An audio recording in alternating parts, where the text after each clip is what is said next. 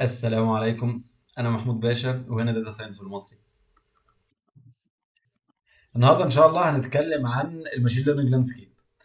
اول حاجه، ايه هو الماشين ليرنينج؟ الماشين ليرنينج هو فيلد جوه الاي اي، هو التشيري اون توب.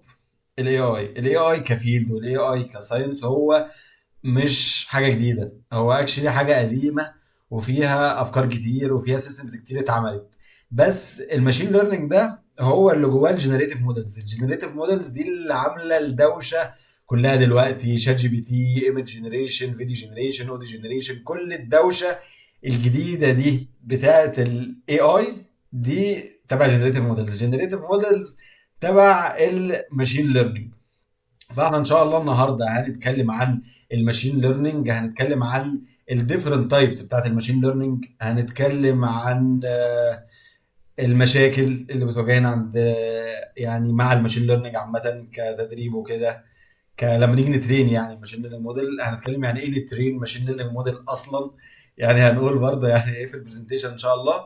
وهنجاوب على السؤال اللي محير الدنيا كلها: هل الفلوس بتشتري السعاده ولا لا؟ الماشين ليرنينج والارتفيشال انتليجنس هيساعدنا نجاوب على السؤال ده ان شاء الله. الماشين ليرنينج كفكره، احنا قلنا الاي اي قديم خلاص، احنا اتفقنا على الموضوع ده وهو فيلد موجود وفي حاجات كتير زي كده موجوده جوه الاي اي، يعني افكار وسيستمز وحاجات كتير موجوده فيه. الماشين ليرنينج بقى قبل الدوشه بتاعت شات جي بي تي والحوارات اللي احنا دخلنا فيها دي كلها، الماشين ليرنينج اصلا مستخدم في الباك جراوند في ابلكيشنز كتير. مستخدم في السبام ايميل فلترنج عشان الانبوكس ما يتعباش سبام. هو السيستم في الباك جراوند بيفلتر. طب هو هيفلتر على اساس ايه؟ هنتكلم عن الاكزامبل ده سبيسيفيكلي، هنوضح بيه اصلا الفرق بين التراديشنال واي اوف بروجرامينج والماشين ليرنينج واي اوف بروجرامينج. فالسبام فلترنج اكزامبل ده معانا نكمل معاه شويه. فالماشين ليرنينج بيستخدم في الباك جراوند في ابلكيشنز كتير. بيستخدم الابلكيشنز دي زي الاوتو كوريكت والبريدكتيف تكست. لما تيجي على الواتساب تكست حد تلاقي فيه كلمه طلعت لك كده، انت كتبت مثلا ازيك عامل، راح جاي هو قايل لك ايه، حاطط بيعمل سجستشن كده يقول لك ايه. فهو عارف منين ايه دي، ده ماشين ليرنينج موديل في الباك جراوند شغال، هو اللي اداك ان انت تتشوز ايه، تزود يعني الكلمه. بيرسوناليزد ادفرتايزنج، ان الادفرتايزنج ده يكون موجه ليك انت مخصوص على حسب اهتماماتك، على حسب البروفايل بتاعك، عشان خاطر يزود البروبابيليتي في ان انت ككاستمر هتشتري البرودكت ده. تنفع الراجل اللي دافع فلوس لفيسبوك وميتا عشان خاطر يعمل ادفرتايزنج. فالادفرتايزنج بقى مخصص وهادف لبني ادم معين، للبروفايل بتاعك انت بشخصك. يعني احنا الحوار ده بيزاولنا دايما. يعني لو اتكلمت جنب الموبايل جبت سيره مش عارف ايه، هتلاقي جالك اعلانات عليه. ده ماشين ليرنينج كله، ان انت اللغه بتاعتك الناتشرال لانجوج اللي انا بكلمها دي دلوقتي الموبايل فاهمها وبيترجمها، وبعدين بينقلها لبريفرنسز، وبعدين بيعمل لها مابنج للادز. فيعني كل حاجه اصلا من الاربعه ابلكيشنز دول يعني حاجه لوحده، ممكن تعمل فيديو لوحده. وفي مثلا ابلكيشن ريكومنديشن سيستمز زي مثلا على نتفليكس. نتفليكس ايه الحاجات اللي نتفليكس يرشحها لك على حسب اهتماماتك، على حسب البريفيوس هيستوري بتاعك، ايه اللي ممكن يعجبك في المستقبل، فبيريكومند ليك بطريقه ذكيه. بيريكومند بالطريقه الذكيه دي باستخدام الماشين ليرنينج. احنا ممكن دلوقتي بقى ندخل على الديفينيشنز بتاعت الماشين ليرنينج. في اتنين ديفينيشنز. في ديفينيشن كده ايه شعبولي كده تبعنا، بتاع ارثر سامويل، وفي الديفينيشن التاني اللي هو الساينتفك قوي. خلينا في الاول في الديفينيشن الحلو اللذيذ الخفيف: Machine learning is the field of study that gives computers the ability to learn without being explicitly programmed. احنا عارفين programming طبعا، كلنا عارفين programming، وعارفين ان الكمبيوتر والغسالة اكشلي دلوقتي والبوتاجاز، اي حاجة سمارت، اي حاجة سمارت بتعمل لها programming. فالماشين ليرنينج هي ستيب زياده على البروجرامينج. انت في البروجرامينج بتدي للسيستم بتاعك او للجهاز بتاعك نمبر اوف ستيبس او نمبر اوف سيناريوز، حاجات بتكتبها explicitly بتوضحها، هو بيعملها. جاله حاجه جديده يا باشا هو ما يعرفش، هو يعرف اللي انت كاتبه له بس. الماشين ليرنينج بيزود عليها تكه، بيزود عليها ان السيستم والكمبيوتر بيتعلم حاجات، وممكن انت تبرمجه ان هو يعمل اكشنز بناء على الحاجات دي، وانت الحاجات دي انت مش كاتبها له. فده الماشين ليرنينج، ده الديفينيشن بتاع ارثر سامر.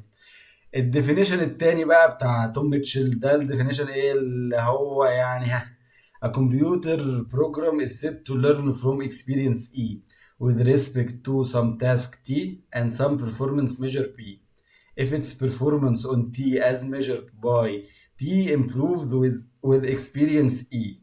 عشان اوضح الديفينيشن المجعلص ده، نقول مثلا انت دلوقتي جبت ارتكل من على ويكيبيديا، ارتكل عن ايه مثلا، عن العربيات الكهرباء الاي في. جبت الارتكل ده، رحت جاي طبعه على ورقه كده ومسكته في ايدك. هل انت كده اتعلمت حاجه عن الايفيز؟ نروح بقى للكمبيوترز. انت جبت دلوقتي الارتكل بتاع ويكيبيديا ده، ورحت جاي كده ايه محوله البي دي اف حلو، ولا واخده كوبي كله وحطه في وورد عندك على البي سي؟ يعني هل كده الجهاز بتاعك البي سي بتاعك اتعلم حاجه عن الايفيز؟ لا. الماشين ليرنينج بقى ان احنا نجيب الارتكل ده ونديها للكمبيوتر، فالكمبيوتر يفهم ايه هي الايفيز، تعرف تكلمه تقول له طب اللي تعرف تساله عن معلومات هو اتعلمها من الارتكل دي. فهي في الاكزامبل اللي انا قلته دلوقتي اكسبيرينس اي دي اللي هي الداتا اللي موجوده جوه الارتكل، المعلومات اللي جوه الارتكل. ممكن الارتكل ما ناخدوش كله، ناخد منه حته صغيره. فلما انت تزود حجم الارتكل اللي انت بتديه للبي سي، فانت كده بتزود الاكسبيرينس. تي التاسك ان احنا عايز اكلم البي سي ويكلمني، عايز اساله يسالني، مش فاضي انا هدخل انا اقعد اقرا الارتكل واشوف فيه ايه جوه، اجيب انا المعلومات. هو البي سي يقرا الارتكل ويفهمه، وانا اساله على طول على الاسئله اللي انا عايزها كده عشان ننجز. فدي التاسك دي. البرفورمانس ميجر بي، البرفورمانس ميجر اللي هو هل البي سي ده فهم قد ايه من الارتكل، هل هو اجاباته صح ولا مش صح. فده الديفينيشن المجعلص.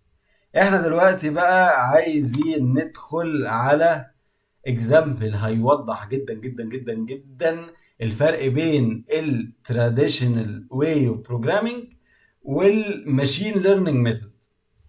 خلينا احنا كنت قلت انا في الاول ان احنا هنتكلم عن السبام، ايميل سبام فلترنج. فاحنا نتكلم عن الايميل سبام فلترنج كزمان قبل الماشين ليرنينج. لو واحد دلوقتي راجل في كمبيوتر ساينس كده في جامعة محترمة، سنة أولى ولا تانية ولا حاجة، وجينا قلنا له عايزينك يا عم الحاج تعمل لنا فلترنج للإيميلز، مش عايز أنت هتعمل سبام فلترنج لأبلكيشن إيميلز، مش عايز أنا يجيلي سبامز على الإنبوكس بتاعي. هيروح جاي الراجل المحترم رايح هيقول لك هما السبامرز بيستخدموا كيوردز إيه؟ سبامرز بيستخدموا مثلا الحق اشتري، هتغلى، هدية، كسبت، حاجات اللي هي بتشد اللي بيقرا الايميل. فالراجل المحترم بتاعنا بتاع كمبيوتر ساينس هيروح جاي كاتب بروجرام يقول يا عم البروجرام لما تلاقي الكلمه دي، كلمه كسبت، الايميل ده سبام، ما تدوش للراجل على الانبوكس. لما تلاقي كلمه هديه برضه ده سبام، ما تدوش للراجل على الانبوكس. آه البروجرام الغلبان بتاعنا ده بتاع كليه كمبيوتر ساينس، آه مش هيعرف يجمع الكلام اللي في الدنيا كله. يعني عشان يقعد يجمع الكلام كله والطريقه اللي السبامرز بيتكلموا بيها كلها، هيعمل ليست كبيره قد كده. الليست الكبيره دي هتحتاج كل شويه مينتيننس، لان السبامرز ما هم مش قاعدين ساكتين، هم كمان مش بيريحوا. السبامرز كل شويه بياخدوا بالهم ان الراجل بتاعنا خد باله ان هم لما بيكتبوا كسبت هو بيعمل لها فلتر بيشيلها، هيشيلوا كسبت، هيكتبوا كاف سين نقطة ب ت، هيغيروا كسبت، فكده بوظوا البروجرام بتاع الراجل. فالراجل بتاعنا يا عيني هيفضل يقعد يجري وراهم، وهم السبامرز يجروا وراه، هو يزود الليست اوف كيوردز بتاعته وهم يغيروا الكلمات. لفه لفه لفه لفه لفه ملهاش لازمه خالص يعني. فالماشين ليرنينج بقى، الماشين ليرنينج ريح الموضوع ده خالص. يعني حل المشكله دي تماما. حل المشكله دي ازاي؟ ان الماشين ليرنينج بيتعلم الباترن اللي السبامرز بيكتبوا بيها، مش بيتعلم كيوردز معينه، مش بيتعلم صور معينه.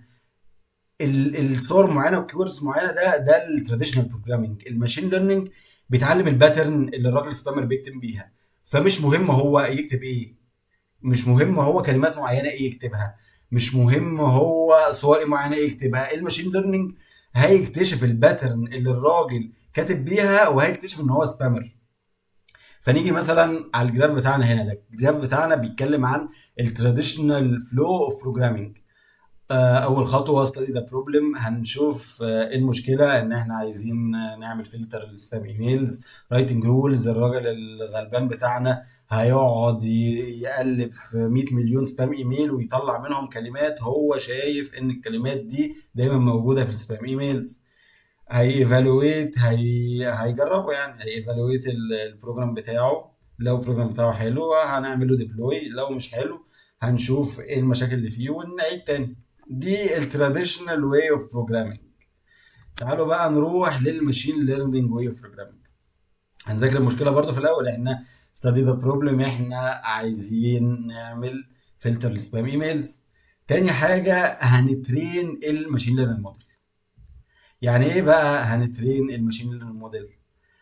الماشين ليرنينج موديل بتاعنا هنديله سبام ايميلز كتير، ونقول له دي سبام ايميلز، وهنديله ايميلز تانية كتير. اللي انا بقولها دي دلوقتي ده نوع من التايب من الماشين ليرنينج، اسمه سوبرفايزد ماشين ليرنينج. هنتكلم عليه بعدين برضه، بس خلينا دلوقتي واحده واحده كده.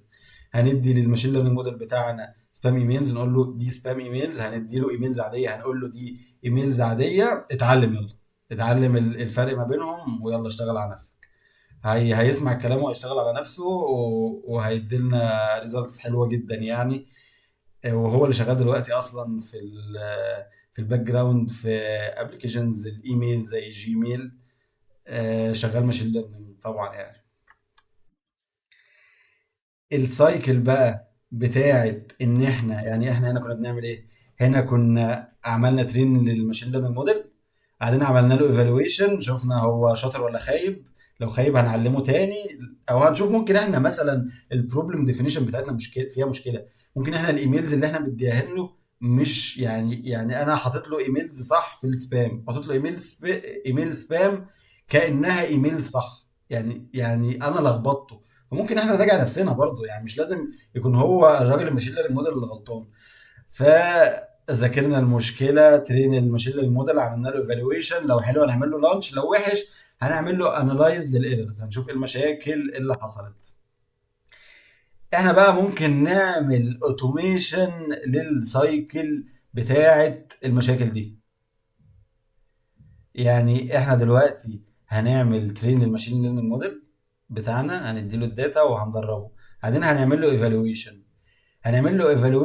وهنعمل له ديبلوي، هنحطه، هنديه اليوزرز يجربوا فيه، يشتغل مش يجربوا فيه، هم شغالين بيه. هنديه لليوزرز يشتغلوا بيه، وهنخلي الموديل يتعلم اوتوماتيكلي من الناس، من اليوزرز بتوع الابلكيشن. ان هم لما يجوا يعملوا فلاج لايميل سبام، الماشين ليرنينج موديل بتاعنا هيتعلم على طول، مش محتاج انا افكه واشيله بعيد كده بره الابليكيشن واعلمه تاني. هو لوحده هيتعمل له اوتوميشن، هو لوحده هيتعلم من الايميلز الجديده دي بيزد اون الهيومن فيدباك. فاحنا ممكن، دي حاجه اسمها reinforcement learning هنتكلم عليها برضو بعدين. بس احنا ممكن نعمل اوتوميشن لادابتنج تو تشينج، اللي هو عشان لو السبامرز غيروا في طريقتهم يعني وكده، الهيومنز، الناس اليوزرز بتوع الابلكيشن بتاعنا هيساعدونا في ان احنا نخلي الماشين ليرنينج موديل يتعلم الباترن الجديده اللي السبامرز بقوا بيكتبوا بيها، وبكده احنا نكون عملنا الموضوع كله اوتوميتد، مش هنحتاج نزود ليست، مش هنحتاج نعمل اي حاجه، والابلكيشن هيشتغل احسن بكتير جدا من لو كنا عملنا له explicit programming. دي بقى حته ايه بقى، حته كده زياده، الداتا مايننج. الداتا مايننج دي ان الاماونتس اوف داتا دلوقتي في الموبايلات، الناس ماشيه بالموبايل واللابتوب والعربيات التسلا بتعمل داتا هي كمان، والثلاجه والميكرويف لو اللي عندك سمارت هم كمان بيجنريتوا داتا. ففي اماونت اوف داتا في الدنيا بشعه، كبيره جدا. هو بيقولوا عليها دلوقتي ان هي بترول الوقت ده من كتر ما هي كتير وفاريبل جدا. يعني سيبنا من حته البترول دي شويه، خلينا في حته الداتا مايننج اكتر. آه ان ايه بقى الداتا مايننج؟ ان احنا هنتعلم من الماشين ليرنينج. يعني احنا اللي علمناه، واحنا اللي ربناه واحنا اللي كبرناه، وهنتعلم منه عادي، ما فيهاش حاجه، تواضع حلو. الماشين ليرنينج موديل، الداتا الكتير البشعه دي مش هينفع تجيب نفر تروح جاي مقعده قدامها يقعد يقراها كده وبتاع، مش حاجه ما بتتعملش، دي حاجه مش موجوده اصلا. بس الماشين ليرنينج موديل عشان هو عنده كومبيوتنج باور كبيره جدا، ممكن تستخدمه في ان هو يفك لك طلاسم الداتا دي، يعلمك حاجه، يديك انسايتس من الداتا انت ما كنتش تعرفها. مثلا في اكزامبل السبام فلترنج، يديك يقول لك، يعني انت تبقى تشيك عليه كده بعد فتره، هتلاقيه بيقول لك سبامرز على فكره بقوا بيستخدموا كلمات كذا وكذا وكذا، اداك انسايتس انت كنتش تعرف المعلومه دي. فدي حته داتا ماين. study the problem, train the machine learning model, inspect the solution, better understanding of the problem. بعد كده repeat if needed، اللي هو يعني لو هو الماشين ليرنينج موديل علمني عن المشكله حاجات انا ما كنتش اعرفها اصلا، فانا كده محتاج اراجع نفسي واعمل ديفينيشن جديد للمشكله. ممكن نغير في الماشين ليرنينج موديل اصلا بعدين ونزود فيه ونعدل فيه، نحنتف بقى فاين تونينج يعني. فاحنا دلوقتي بقى ايه، عايزين نتكلم عن الانواع المختلفه للماشين ليرنينج مودلز. صوابع ايدك مش زي بعضها، والماشين ليرنينج مودلز مش زي بعضها برضه. الماشين ليرنينج مودلز انا هقسمها دلوقتي لثلاث حاجات: amount of human supervision during training، لما احنا بنيجي نعمل تريننج للماشين ليرنينج موديل قد ايه البني ادمين بيسوبرفايز الموديل ده. دي اول كاتيجوري، في جواها سوبرفايز، ان سوبرفايز، سيمي سوبرفايز، رينفورسمنت، سيلف سوبرفايز. تاني كاتيجوري كان learn incrementally on the fly. هل الموديل بتاعنا وهو في البرودكشن وهو شغال في ابلكيشن جيميل يعرف يتعلم وهو شغال كده، ولا محتاج افك واجيبه اعلمه بعدين بديه للابلكيشن تاني يشتغل؟ تالت كاتيجوري انستنت بيزد ولا موديل بيزد. الموديل بتاعنا ده بيعمل موديل للحياة، بيعمل موديل للطبيعة، بيعمل موديل للسيناريو اللي هو فيه، ولا بيقارن بالحاجات القديمة؟ هنتكلم برضو عنها. فخلينا نبتدي في الأول كده عن الاماونت اوف هيومن سوبرفيجن. أول حاجة عندنا السوبرفايزد ليرنينج.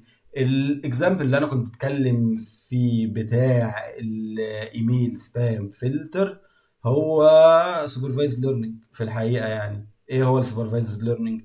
ان انت بتجيب عندك اكتر اكزامبل مشهور الناس زي ما بتقعد تتكلم عليه، عندك صوره قطه وصوره كلب، عندك صور كتير قوي للقطه وصور كتير قوي للكلب، بتروح جاي مدي للماشين ليرنينج موديل صور القطه، تقول له بص بص دي صور قطه، تروح جاي ماسك صور الكلب وتقول له دي صور كلب، اتعلم يلا. زي السبام، سبام ولا هام، هام يعني اللي هو ايه، ايميل حلو يعني. فده السوبرفايزد ليرنينج، هتروح جاي مديله صوت القطه وصوت الكلب وتقول له اتعلم يلا. لما يتعلم هنديله صوره جديده، نساله دي صوره ايه، راح جاي قال لنا دي صوره قطه. ده السوبرفايزد ليرنينج. الان سوبرفايزد ليرنينج، احنا في السوبرفايزد ليرنينج كنا انا كهيومن مدي للكمبيوتر الصوره كاتب عليها دي قطه. انا دلوقتي في الان سوبرفايزد ليرنينج هدي للكمبيوتر الصور كلها، ما ولا اكتب له قطه بقى ولا اكتب له كلب، هديله الصور كلها كده.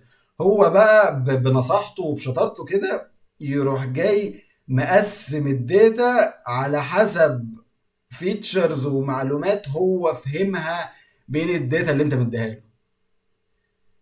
زي ما احنا شايفين في الصورة هنا بيقسم الحاجات، مثلا ده كلاسترنج.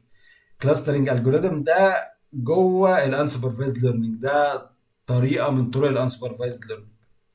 فالكلاسترنج يعني مثلا خلينا نشوف ايه اكزامبل كويس للكلاسترنج. يعني سي مثلا احنا عايزين نعمل دلوقتي سيستم لسوبر ماركت. الناس لما بتشتري رنجة بتشتري بسيخ، الناس لما بتشتري معسل بتشتري فحم، الناس لما بتشتري فرشة سنان بتشتري معجون سنان. ده الكلاسترنج. الكلاسترنج ان انت هتدي للسيستم الداتا بتاعت الفواتير. السيستم هيدخل يشوف ان اللي بيشتري رنجة بيشتري فسيخ، الحاجات دي كلها. فهيدينا معلومات، هيكلاستر الرنجة مع الفسيخ، هيكلاستر المعسل مع الفحم. فلما نيجي نرسل حاجه في السوبر ماركت مثلا ممكن نرسل حاجه جنب بعض. فبكده انت اديت للسيستم داتا كده لوكشه كده، وهو راح جاي ايه عامل لك سام سورت اوف باترن فيها. ده الانسوبرفايزد ليرنينج. السيمي سوبرفايزد ليرنينج، السيمي سوبرفايزد ليرنينج هو انسوبرفايزد ليرنينج على سوبرفايزد ليرنينج.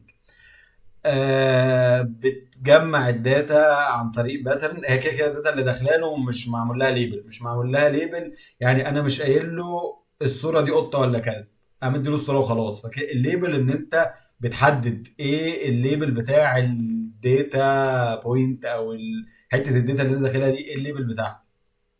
فالسيمي سوبرفايزد ليرنينج انت بتدي له داتا كده زي الانسوبرفايزد، بس بيبقى فيه شويه ليبلز كده صغيره يعني. اللي هو مثلا تدي له صور في الصوره هنا مثلا اديت له صور برتقان وتفاح وموز، ماشي. هو هيقسمهم، هو هيشوف هيقسمهم بقى على حسب اللي لونه اصفر، على حسب اللي لونه احمر، على حسب اللي مدور كده، على حسب اللي عامل زي الموزه. هو بمعلوماته يعني هيقسمهم لكلاسترز، هيقسمهم لمجموعات كده. فانت تدي حاجه اسمها بارشال ليبلز، هتقول له الكلاستر ده برتقال، والكلاستر ده موز. فانت كده عملت سيمي سوبرفايز. انليبل داتا حته الليبل الصغيره قوي. ليه بقى ليه موجود اصلا السيمي سوبرفايز ده؟ السيمي سوبرفايزد ده موجود عشان خاطر فكره ان انت تقعد تليبل. احنا اتفقنا ان الداتا دي انورمس، يعني داتا كتير قوي، بتبقى داتا كتير جدا يعني. فان انت تجيب بني ادم تقعد تخليه يقعد يليبل صوره صوره، داتا بوينت داتا بوينت، يقعد يليبل كل حاجه كده. اول حاجه هتطلع عين الراجل، تاني حاجه هيكلفك كتير جدا، تالت حاجه هيبقى في اخطاء، هيبقى في اخطاء كده كده، هيبقى في اخطاء كتير.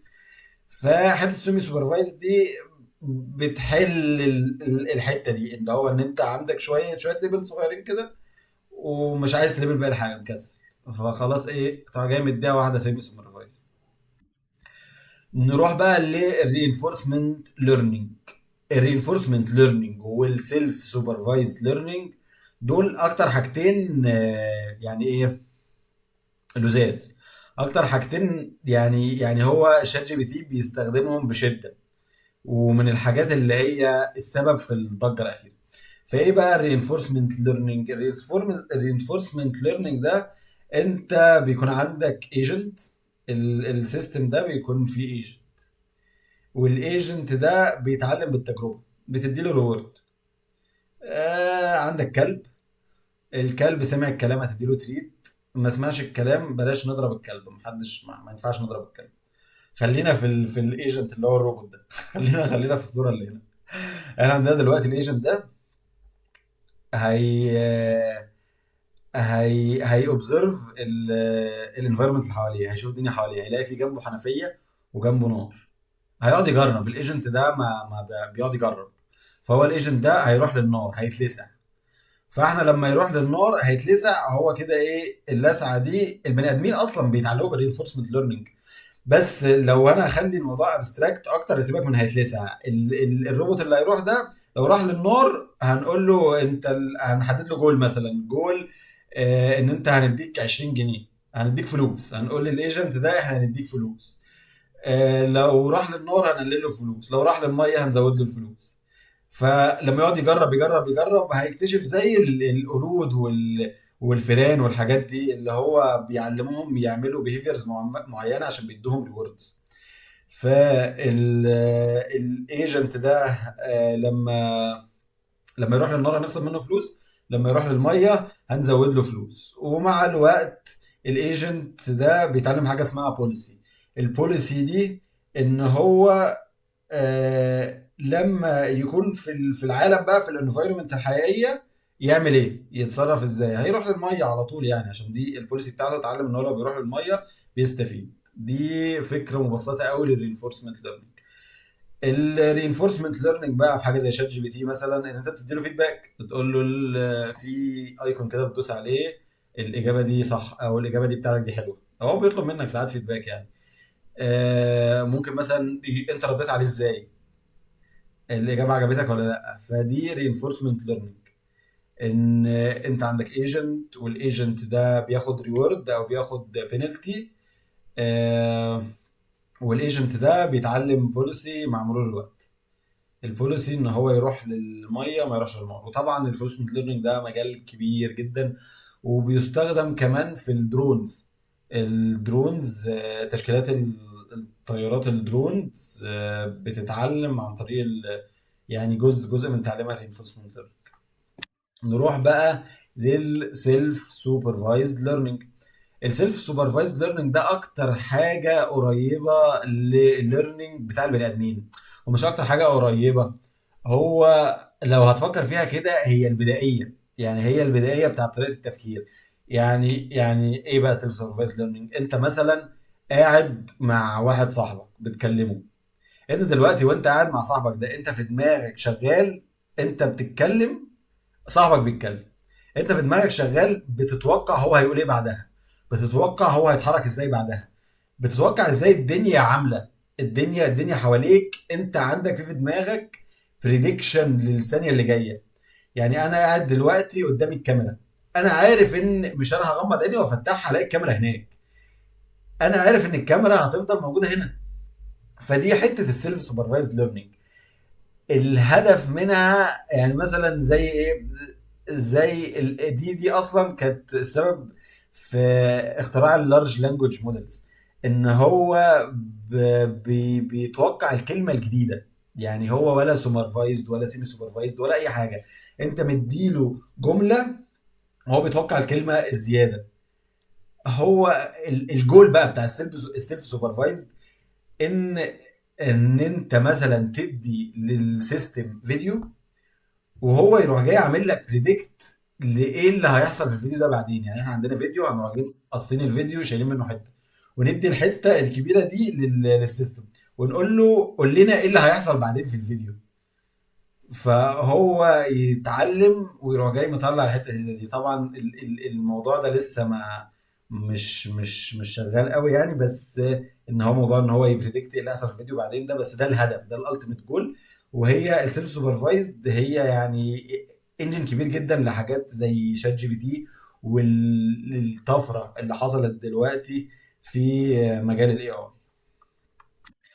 احنا دلوقتي قارنا في الماشين ليرنينج مودلز بالاماونت اوف سوبرفيجن، الهيومن سوبرفيجن اللي هم بيتحطوا عليه اثناء التريننج.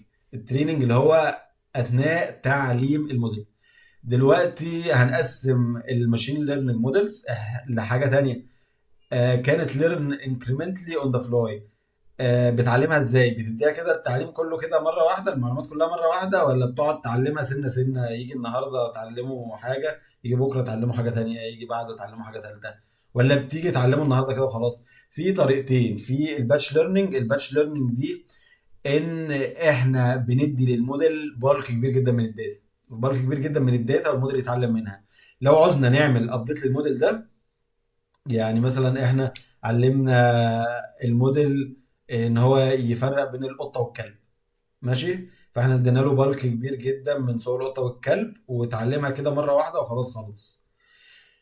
دلوقتي طبعا التعليم ده بيكلف فلوس كتير جدا، يعني بيكلف ريسورسز، كومبيوتنج باور، اللي هو لو انت اكيد بتعمل ترين في الكلاود، فبيكلف فلوس للستورج، وبيكلف فلوس للريسورسز الجي بي يوز اللي بتعمل ترين عليها، بيكلف كهرباء، وبيكلف وقت. فموضوع البالك ده مكلف. فاحنا دلوقتي لو جبنا كل الصور واديناها للموديل كده مره واحده، والموديل اتعلم الفرق بين القطه والكلب. افرض مثلا الناس صحيت من النوم في يوم قررت ان يلبسوا كلهم كلابهم تيشيرتات كده، الموديل بتاعي ممكن يتلخبط، يعني محتاجين نعلمه ان الكلاب دلوقتي بقت تلبس تيشيرتات. ف في الباتش ليرنينج اللي هو بنديله بالك مره واحده، هنحتاج نجيب صور كتير قوي لكلاب لابسه تيشيرتات، ونحطها على الداتا القديمه اللي احنا علمنا عليها الموديل، نعمل بالك كبير قوي كده، ونروح جايين مدينها تاني للموديل، ونستهلك تاني حاجات، وناخد وقت والموديل بتاعنا نشيله من البرودكشن. يعني لو عملنا ابلكيشن، الابلكيشن يفضل قديم كده شويه. في بقى الطريقه التانيه، الطريقه اللي هي الانكريمنتال ليرنينج، ان احنا نقعد نزود على الموديل كل شويه، نقعد كل شويه نعلمه حاجه جديده، نقعد نزود على تعليمه. يعني هو من بره كده الانكريمنتال، يعني هنقول ليه اصلا حد يعمل باتش ليرنينج. بس هو الانكريمنتال ليرنينج هو طبعا يعني مهم في حاجات كتير جدا. مهم في ان هو مثلا لو انت الابلكيشن بتعمل بريدكشن للستوك ماركت، الستوك ماركت بيتغير بسرعه، ما ينفعش تعمل فيه الباتش ليرنينج، الباتش ليرنينج بطيء. الانكريمنتال ليرنينج هيبقى حاجه احسن ان انت تستخدمها. يعني مثلا لو احنا عندنا كمية من الداتا بشعة، مفيش عندنا ستورج تكفي ان احنا نحطها فنعلم الموديل بيها، فالانكريمنتال ليرنينج ممكن يستخدم برضه، فان انت تقسم الداتا دي على قد الستورج بتاعتك وتديها للسيستم واحدة واحدة. دي بيبقى اسمها ميني باتش، ان انت تعلم يعني الاكستريم بتاعها ان انت تعلم كل داتا بوينت، ان انت يعني كل شويه تقعد تدي للسيستم صوره جديده لقطه، صوره واحده كل شويه تقعد تدي له صوره. بس هي اللي بيتطبق عمليا ان انت تدي له ميني باتش، بتدي له ميني باتش فيها شويه معلومات كده. الانكريمنتال ليرنينج ده بقى برضه في مشكله، ان انت الموديل لو في حاجه اسمها الليرنينج ريت. الليرنينج ريت ده هايبر بارامتر. ايه هو الهايبر بارامتر؟ نتكلم عليه بعدين. المهم يعني الليرنينج ريت ان سرعه الموديل ازاي يعني السرعه اللي الموديل بيتعلم بيها، السرعه اللي الموديل بيغير بيها تفكيره، بيغير بيها معلوماته. فاحنا لو الليرنينج ريت ده بتاعنا عالي قوي، افرض مثلا احنا الصور الجديده اللي اديناها للموديل دي معيوبه، يعني بالغلط كده جينا بدل ما اديله صور قطط وكلاب اتلخبطنا وادينا له صور حصنه. فالموديل بتاعنا لو الليرنينج ريت ده عالي، الليرنينج ريت معناه ان هو يتعلم من الداتا الجديده اكتر. فلو احنا ادينا له صور حصينه، الموديل هيضرب. والموديل لو محطوط في البرودكشن، لو في ناس اكشلي بتستخدمه، هياخدوا بالهم ان هو في مشاكل، ودي هتبقى مشكله جامده. ده الليرنينج ريت السريع. ولو الداتا فيها مشكله، ولو برضو الليرنينج ريت سريع والداتا ما فيهاش مشكله، الموديل هيبقى فورجيتفول، يعني هينسى. يعني الداتا اللي انت اديتها له يعني فاهم من 10 ايام ولا حاجه، هيكون هو ما بقتش مهمه بالنسبه له قوي في اتخاذ القرار زي الداتا الجديده، فبيبقى فورجيتفول. ده لو الليرنينج ريت سريع. طب لو الليرنينج ريت بطيء، انت تقعد تديله كده بتكلم حيطه، هتقعد تديله في داتا جديده، ولا هو هنا ولا هو بيتعلم حاجه، هو اللي عارفه وخلاص. فبرضه يعني هي تريكي شويه ان انت تظبط الليرنينج ريت في حوار الانكريمنتال ليرنينج ده. نروح بقى على اخر طريقه، اخر كاتيجوري بيفرق بين الماشين ليرنينج موديلز. الموديل بياخد قراره على اساس ايه؟ بياخد قراره بيعمل موديل للعالم. يعني هو بيموديل. يعني ايه مثلا؟ يعني احنا لما نروح لشركه ريل استيت عايزين نشتري شقه، بتلاقيهم عاملين كده موديل كده للكومباوند اللي احنا هنشتري فيه. هل الماشين ليرنينج موديل بيعمل زي كده؟ بيروح جاي يعمل موديل للمشكله اللي احنا بنحاول نحلها، ولا هو بيقارن بموضوع الموديل ده؟ هيتوضح اكتر في الاكزامبل اللي انا هقوله بعدين. النوع التاني بقى ان هو يكون انستنس بيزد. انستنس بيزد يعني انت مدي للموديل ده، يعني مش ماشين ليرنينج موديل، مش ماشين ليرنينج قديم كده على قده يعني. يعني هو ايه، بس احنا بناخده معانا كده عشان خاطر يعني ايه، الراجل مشي معانا كتير. فالانستنس بيز ده انت بتجيب الداتا بوينت الجديده وبتقارنها بالحاجات اللي هي اوريدي عنده، ويشوف اقرب حاجه ليها. يعني انت مثلا اديته صوره جديده، هو بيجيب الصوره دي يقعد يبص لها كده، يجيبها يمين شويه يجيبها شمال شويه، يقول دي شكلها كده قطه، فيروح جاي آه قايل ان دي قطه بناء على انها شبه الصور اللي عنده القديمه للقطط. فده الانستنس بيزد، بيمسك الحاجه الجديده اللي انت بتسال عليها وبيدور عنده في الارشيف، بيشوف اكتر حاجه شبهها وبيقول دي زي انا عندي واحده زي دي، عندي واحده شبه دي، فاكيد الجديده اللي انت جايبها لي دي متسميه زي الاسم اللي عندي. اللي انت جايبها لي مش عارفين اسمها ايه، اللي عندي اسمها قطه، فاللي انت جايبها دي اسمها قطه. الموديل بقى بيعمل موديل للعالم، بيموديل العالم، بيبقى عنده هو كده جوه في دماغه تصور للعالم، وبياخد بناء عليه قراراته زي البشر كده. نيجي بقى دلوقتي للسؤال المحوري: هل الفلوس بتشتري السعادة؟ الفلوس تشتري السعادة ولا لا؟ AI هيجاوب على السؤال ده وهنحلها وانس اند فور اول. ال AI محتاج داتا، محتاج داتا عشان يتعلم. احنا هنموديل المشكلة دي، بلاش كلمة هنموديل، احنا هنعمل المشكلة دي كأنها مشكلة سوبرفايزد. انا رحت جبت داتا من ويب سايت كان اسمه وورلد هابينس اندكس او حاجه زي كده، هو يعني ويب سايت كويس يعني موثوق، الداتا بتاعته ان شاء الله موثوقه، ممكن ابقى اسيب اللينك بتاعته تحت ولا حاجه. فهو احنا هنموديل المشكله دي ازاي؟ لازم اقول هنموديل، معلش. احنا هنموديل المشكله دي بكل بلد، هنجيب الجي دي بي بير كابيتا بتاعتها. الجي دي بي بير كابيتا ده اللي هو ايه؟ ده الماني، اللي هو ده الفلوس، ده اللي هو الناتج المحلي على التعداد السكاني. فكل مواطن تقريبا يعني ايه عامل كام في السنه. اللايف ساتسفاكشن ده كان في ناس محترمه برضو قايسينه بطريقه ما وطلعوا الفاليوز دي. فاحنا عندنا الكونتري، عندنا الفلوس، عندنا الهابينس قايسينها بارقام.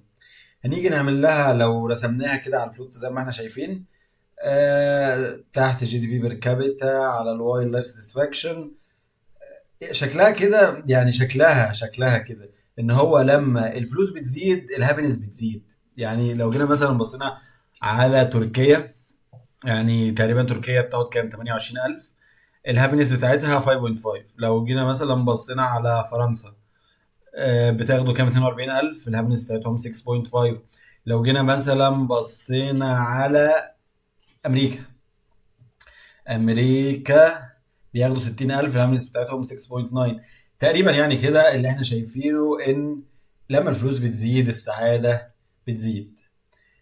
احنا الماشين ليرنينج موديل بتاعنا هيعمل ايه؟ احنا الماشين ليرنينج موديل بتاعنا عايزين، هنقول له الفلوس، هو عايزينه يرجع لنا السعاده برقم. تمام. احنا هنعلم الموديل الاول بالداتا اللي عندنا دي، بعدين بعد كده زي موضوع القطه والكلب، بعدين بعد ما نعلمه هنديله نقول له البلد قبرص بتاخد فلوس اكس، الناس فيها سعيده قد ايه. الماشين ليرنينج موديل بتاعنا اهو، هو ده الماشين ليرنينج موديل. الماثيماتيكال ايكويشن دي الماشين ليرنينج موديل اللي احنا بنأسيوم بيها ان الريليشن شيب ما بين الفلوس والسعاده لينير. ده احنا عملنا له اسامبشن من الرسمه. ايه بقى التريننج؟ انا عمال اقول تريننج من اول الفيديو، تريننج تريننج تريننج. ايه التريننج؟ التريننج ان احنا نغير، شايف انت احنا عندنا لايف ساتسفاكشن ايكوال ثيتا نود بلس ثيتا 1 تايمز جي دي بي بير كابيتا.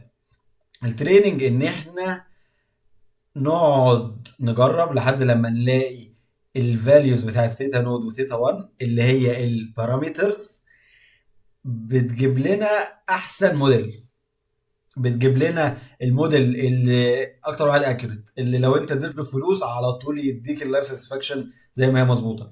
فكره التريننج ان انت بطريقه ما في مينيمايزيشن كوست فانكشن وحاجات كده ايه، بطريقه ما يعني بتقعد تغير الثيتا نود والثيتا 1 لحد لما تلاقي احسن موديل. فاحنا لو جينا هنا مثلا دي المودلز بتاعتنا، احنا قلنا ان هي لينير فانكشن، فاللينير فانكشن هترسم خط. فاحنا الخط الازرق ده الماشين ليرنينج موديل، الخط الاخضر ده ماشين ليرنينج موديل، الخط الاحمر ده ماشين ليرنينج موديل. كل واحد فيهم ليه بارامترز مختلفه، كل واحد فيهم ثيتا نود وثيتا 1 مختلفه عن ثيتا نود وثيتا 1 بتاعه الماشين ليرنينج موديل التاني. ازاي بقى؟ يعني احنا دلوقتي جبنا الفلوس، عندنا قبرص انا جايبها كده بالغش من عندي من الداتا. قبرص جي دي بي بير كابيتا بتاعها 37000 دولار. قول مثلا انا مش عارف هم سعداء ولا حزنة ولا قصتهم ايه يعني. فاحنا خلاص بقى عندنا الموديل وعندنا البارامترز. فاحنا خلينا الاول نتفق ان هو احسن موديل في دول هو الموديل الازرق، لان الموديل الازرق هو اللي بيفت الداتا بشكل كويس، هو اللي الداتا بتنام عليه بشكل كويس، هو اللي ماشي مع الترند بتاع الداتا، هو اللي لقط الباترن بتاعت الداتا. الداتا لما الفلوس بتزيد السعادة بتزيد، والموديل نفس الكلام، لما الفلوس بتزيد السعادة بتزيد. الاخضر لا، الاخضر لما الفلوس بتزيد السعادة بتقل، ده اللي هو انهي عالم ده. والاحمر ده اصلا مش معانا، يعني الاحمر ده بيقول ان مش مهم الفلوس ومش مهم السعاده، فاهم؟ الاحمر ده بيقول ان الناس كلها سعداء زي بعض وخلصنا. فالازرق ده بيقول لنا، معنى اللاين ده بيقول لنا ان هو لما الفلوس بتزيد السعاده بتزيد. فاحنا دلوقتي قلنا ان قبرص بياخدوا 37000 دولار. فلو حطينا في الايكويجن اللي فوق دي الجي دي بي بير كابيتا هنحط 37000 دولار، ومكان الثيتا 1 والثيتا نود هنحط الثيتا نود والثيتا 1 بتوع اللاين الازرق اللي احنا قعدنا كتير جدا نتعلمهم.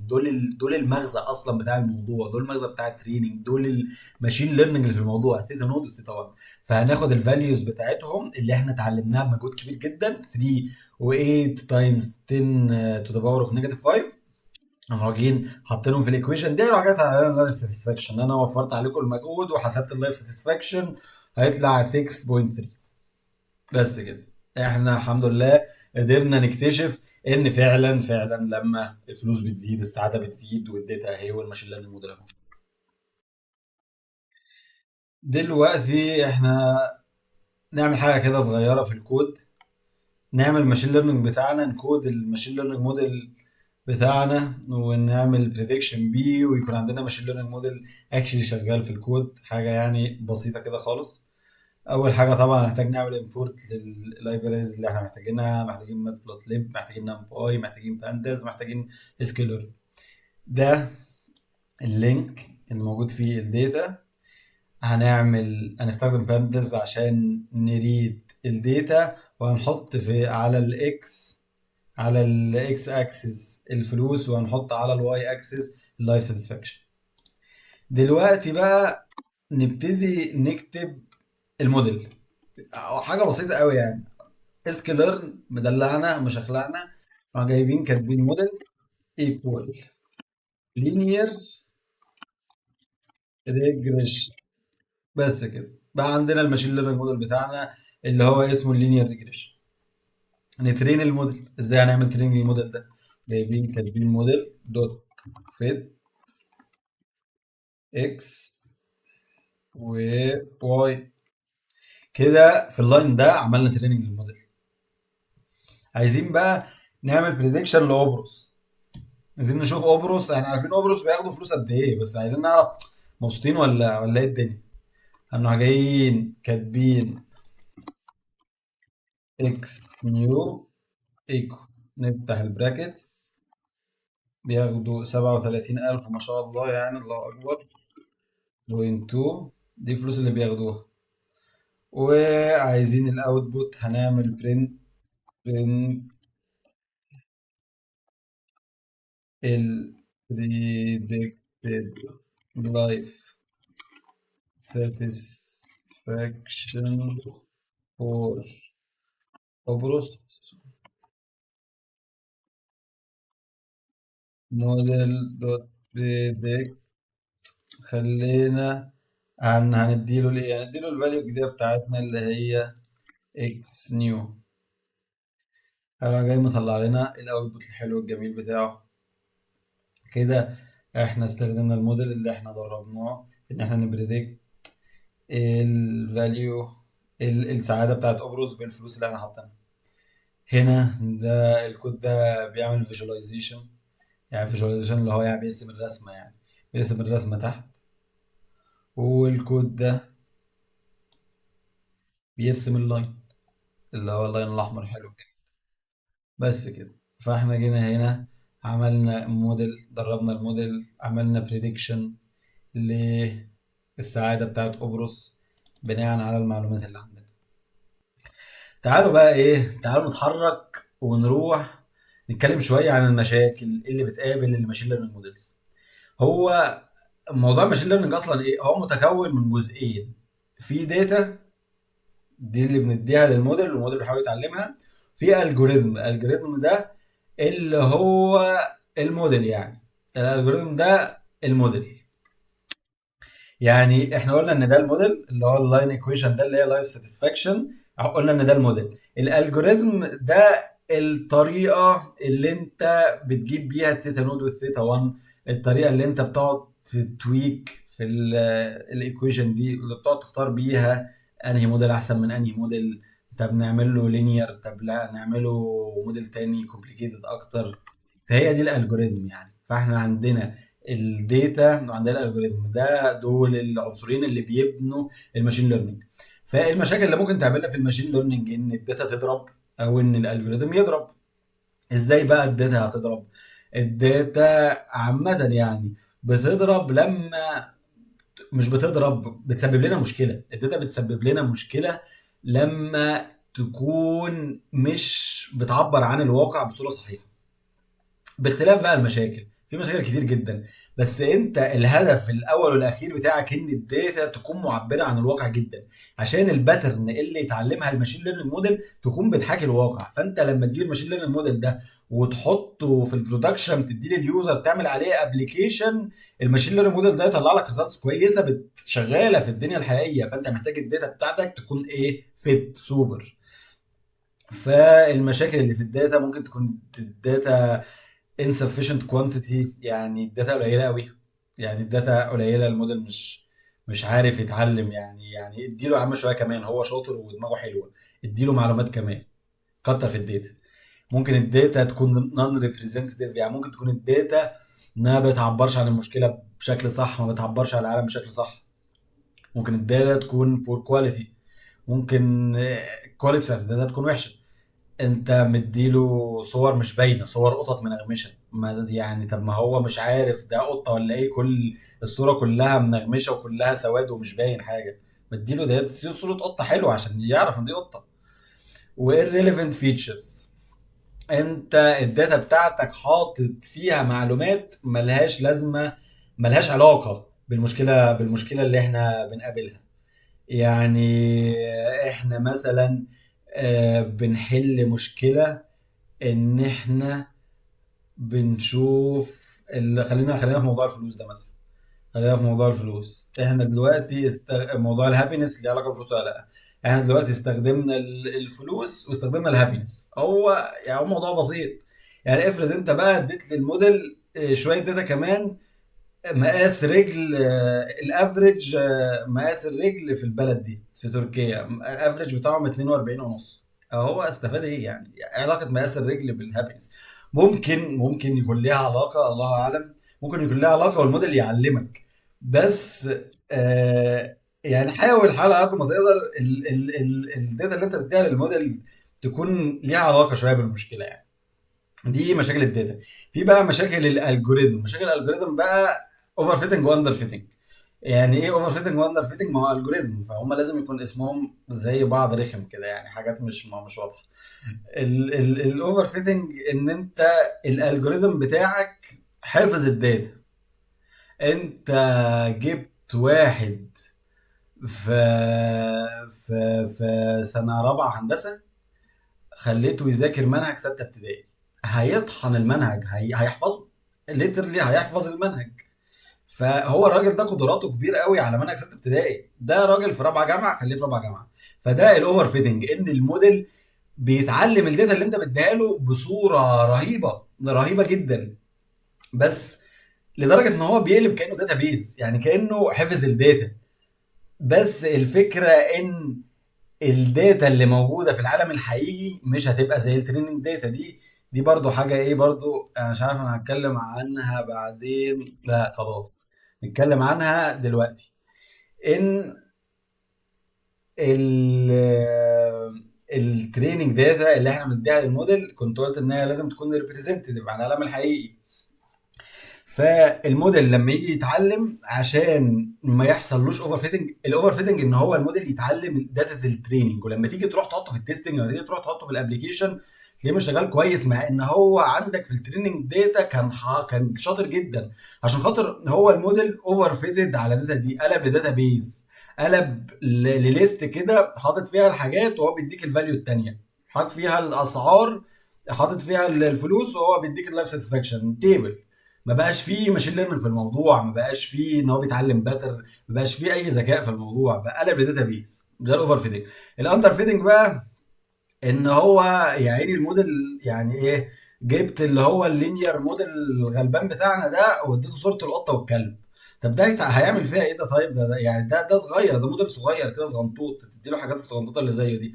عايز تعمل موضوع القطه والكلب، تروح بقى للنيورال نتوركس، وتروح بقى للديب ليرنينج، وتروح بقى لعم شات جي بي تي تقول له شوف لي الفرق بين الصور، تجيب موديل كومبليكيتد، موديل كبير، بحيث ان هو يستحمل الكومبلكسيتي بتاعت الداتا. الاندر فيدنج ان الموديل يكون ضعيف على الداتا. الاوفر فيدنج ان الموديل يكون قوي على الداتا، فانت محتاج تظبطها. هنا بقى بنتكلم عن النون ريبريزنتيف تريننج داتا. انا ضحكت عليكم عامه، لان في حته الفلوس بتشتري السعاده ولا لا، انا اخترت شويه داتا معينين كده عشان خاطر الموديل يطلع كده، الموديل يطلع اللي هو ايه، الخط الازرق ده. احنا لو شايفين هنا في السلايد، الخط الازرق ده الخط القديم. الخط القديم ده عمل كده ليه؟ عشان خاطر احنا كنا مدين له الداتا. اكبر حاجه اليو اس بتاخد 60000، واصغر حاجه كانت ايه، كانت بتاخد 25,000. وهو في الحقيقه الداتا فيه اكتر من كده. عندنا لوكسمبورج بتاخد 80,000، وعندنا ساوث افريكا بتاخد اقل من 20,000. فانت لما تيجي ترسم البوينتس دي على الجراف، هتتبعتر وهتقلل لك فكره ان لما الفلوس بتزيد اللايف ساتسفاكشن بيزيد بالطريقه اللي الخط الازرق كان بينديكيتد. يعني هنا مثلا لو بصينا على لوكسمبورج، بص اللايف ساتسفاكشن بتاعهم عامل ازاي. يعني لوكسمبورج بتاخد كده كده بتاخد اكتر من سويسرا، تمام، وسويسرا اسعد منهم. ف يعني فتقريبا الفلوس يعني مش هي يعني السبب الوحيد للسعاده. آه... فانا لما جبت نون ريبريزنتيف داتا هناك وضحكت عليكم، اللون الازرق طلع كده. بس في الحقيقه ما بيكونش الناس تضحك على حد. في الحقيقه ان انت بتكون عينك صغيره، شايف شويه داتا على قدك، وما تعرفش ان العالم فيه معلومات تانية وفي حاجات تانية انتوا ما كنتوش تعرفوا، ان في لوكسمبورج، ان في سويسرا، وان في الحاجات التانية دي. فهي دي نفس الفكره، ان احنا لما زودنا الداتا بوينتس الجديده دي، الموديل الازرق ده ما بقاش احسن موديل ولا حاجه. احسن موديل بقى اللي هو ايه، الخط الاسود ده. ده اللي يعني البارامترز بتاعته، واللي بيتوقع الفاليوز احسن. لو اديت له الفاليو بتاعت اوبروس هتوقعها احسن من الموديل الازرق. فاحنا دايما بنحاول ان الداتا بتاعتها تكون ريبريزنتيف جدا. ده جراف بقى عشان يوضح فكره الاوفر فيتنج والاندر فيتنج والكلام ده. الاوفر فيتنج اللي هو الجراف اللي فوق ده، احنا شايفين هنا الموديل يعني هو بيرسم الداتا. يعني هو بقى عامل زي ايه، بقى عامل زي الانستنس بيز اللي كنت بتكلم عليه. اللي هو انت لو اديت له بوينت هيقول لك انا عندي واحده شبهها ومبسوطين بفاليو كذا، فانت كمان الفاليو بتاعتك كذا. اللي هو اوفر فيتنج، يعني بقى قلب داتا بيز، ما بقاش الموضوع، ما بقاش فيه ماشين ليرنينج خالص. الاندر فيتنج بقى مالوش رسمه، بس هو الاندر فيتنج يعني احنا اتكلمنا عليه فخلاص. الرسمه اللي تحت دي بتتكلم عن الريجولاريزيشن. الريجولاريزيشن ان انت تحاول تكتف الموديل، تحاول تكتف الموديل بتاعك، بحيث ان هو ما يحفظش الداتا قوي كده. يعني مثلا احنا لو عملنا هنا كده زوم شويه، عندنا هنا ثلاثة موديلز. عندنا اللينير موديل اون بارشال داتا، اللي هو الداش بحاجات رفيعة قوي ده. وعندنا اللينير موديل اون اول داتا، اول بارشال داتا اللي هي الداتا اللي انا اللي كانت من غير لوكسمبورغ وسويسرا. والديتا زودنا لهم الداتا الجديده اللي هي النقط الحمراء دي، regularized linear model و partial data. احنا الخط اللي هو الداشت بحتت صغيره ده اول واحد خالص. الخط اللي هو السوليد خالص ده اللي كان مرسوم لسه فوق. الريجولارايز ده بقى لو تاخد بالك هو سيكا احسن، يعني هو ايه، مظبوط اكتر. مظبوط اكتر، بيلقط الباترن اكتر. فالريجولاريزيشن ان انت بتحجم البارامترز اللي عندك عشان خاطر ما ياخدوش راحتهم قوي، فما يبقاش فيه اوفر فيتنج. يعني هي كده، هي كده خلاص. نروح بقى ايه، نروح على حتة. هو الموديل بتاعي انا هعرف منين ان الموديل صح ولا غلط؟ هعمل له تيستنج عادي، يعني مش محتاجه فين. هعمل الموديل تيستنج هشوفه صح ولا غلط. اعمل له تيستنج بقى، دي بقى ايه بقى، ده موضوع يعني هي مش بالسهل كده. تيستنج جميل وكل حاجه، بس نقول تيستنج ازاي؟ يعني نقول تيستنج ازاي؟ احنا عندنا داتا، واحنا اتفقنا ان انت لما تدي للموديل داتا اكتر الموديل هيتبشطر وهيتعلم اكتر. انت عشان تتست محتاج داتا، والداتا اللي انت بتست بيها محتاج الموديل ما يكونش شافها قبل كده. مش جو اللي هو هنديك الشيت والشيت ده هيجي منه الاسئله والجو ده ما بنعملوش مع ماشين ليرنينج موديلز عشان احنا عايزين نعلمهم صح. تمام. ف آه، احنا دلوقتي ال الداتا، عندنا الداتا الكبيره اللي عايزين نديها للموديل كلها مره واحده عشان الموديل يتعلم منها ويكون عنده داتا كتير، وعايزين نتست. فالطريقه اللي بتستخدم يعني ان انت الداتا الكبيره اللي عندك في الاول دي تروح جاي مقسمها، تروح جاي حاطط شويه للتريننج وشايل شويه للتستنج. احنا قلنا ان احنا مش هنحط التستنج مع التريننج عشان ما هو الموديل هيكون شافها قبل كده، ايه التست في كده يعني. فانت تشيل التست كده ايه على جنب لوحده. هنروح جايين جايبين الموديل مدربينه بالتريننج داتا بتاعتنا، وبعد ما يخلص ويجهز كده ويبقى تمام ويقول لنا تمام، هنقول له بقى خد الداتا دي، يلا خد الصوره دي قول لي ده قطه ولا كلب، طب طب ده قطه ولا كلب. هنتست بيها الموديل.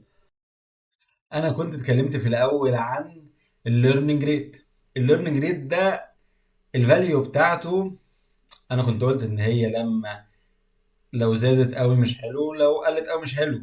فهي الليرنينج ريت دي فاليو احنا بنختارها، احنا بنحطها. طب احنا هنختارها على اساس ايه؟ نجرب. يعني هي يعني نجرب، نحط كذا ليرنينج ريت ونجرب الموديل كذا مره، ونشوف انهي موديل هيدينا احسن ريزلتس، انهي موديل هيغلط اقل على التيست ديتا. بس هي المشكله دلوقتي ان احنا لو اتبعنا الاسلوب ده وقعدنا ندرب موديل بليرنينج ريت نسميه مثلا اكس 1، وعملنا له تيست على التيست ديتا، يعني كده اول موديل عندنا اسمه ايه؟ موديل اكس 1. والتاني موديل اكس 2 عملنا له تريننج على التريننج ديتا بليرنينج ريت تاني غير الليرنينج ريت بتاع اكس 1. هيطلع لنا نسبة نجاح جديدة. يعني التيست ديتا هيفشل وينجح فيها بنسبة مختلفة عن الموديل الأولاني. فاحنا هنقعد